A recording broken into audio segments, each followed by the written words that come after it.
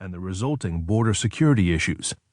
Through my platform on the Homeland Security Committee, I felt that I had some ability to influence our policy toward those regions.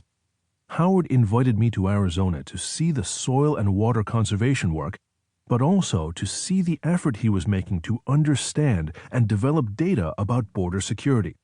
The price of my admission to his farm and ranch was that I could not bring any staff, and I had to read his 2013 book, 40 Chances, Finding Hope in a Hungry World. "You're on," I said. I read 40 Chances not because I thought I would find enlightenment, rather because I said I would. Instead, I found I could not put it down. Books about foundations work so often involve fluffy tales of success, hope, and happiness. In 40 Chances, I found honest autopsies of failures as Howard has tried to solve hunger crises all over the world. An example about how an intervention may have caused more problems than it solved, or how a huge investment had only limited impact. The book showed how money and good intentions don't make complicated situations and issues any less so. The lesson is, you don't abandon the effort, but you must approach solving these problems with honesty. I was instantly drawn to Howard's brutal honesty, and this book delivers more of it. Howard will always tell you the truth as he sees it. There is no partisan agenda or self-promotion. Howard cares about what works and how to achieve results that don't disrupt delicate relationships. How many philanthropists and investors have you heard or read about who put their failures on display so that others can learn from them? How many will use their own missteps to foster dialogue on how to solve problems? I know of only one. Howard is the son of a famous investor, and people may be dismissive and think his philanthropy is some kind of an indulgent hobby. That couldn't be further from the truth. This is difficult and sometimes heartbreaking work.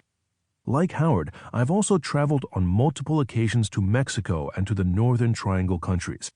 I promise you, these problems are real and not easy to solve, and we may never completely solve them. Howard provides the unvarnished, hard truth that border security is not simply a border problem.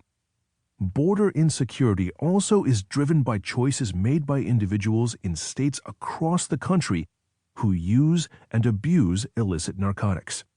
Addressing border security means tackling the problems in the interior of the United States, as well as root causes in neighboring countries whose social fabric is deteriorating from violence and poverty.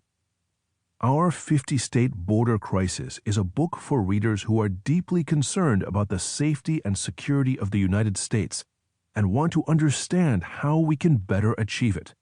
For best results, check your ideology and preconceptions at the door. The Honorable Heidi Heitkamp, Senator for North Dakota. Preface. Border security is a contentious topic in our nation today. As someone born and raised and living in the border state of Arizona, I can also tell you that it's a subject fraught with myths and misleading stereotypes. The good news is we now have Howard Buffett's book, Our 50-State Border Crisis, to help us sort it out. One of the most important myths Howard explodes in this book is that you are either a humanitarian who cares about immigrants or you are a hard-hearted border security advocate. Howard forges another path. He is a big-hearted realist, and he is a nonpartisan security advocate who believes deeply in the rule of law. Readers of this book will come to understand the complex forces at play on the border. He makes the argument that a strong, secure border both keeps us safe and erodes the ability of the drug cartels to exploit vulnerable people on both sides, and he shows how that is happening today. Howard is one of the most high-energy, committed philanthropists I know. I've traveled with Howard to some very difficult and dangerous situations, from the Democratic Republic of Congo to an El Salvador prison to inner-city Chicago.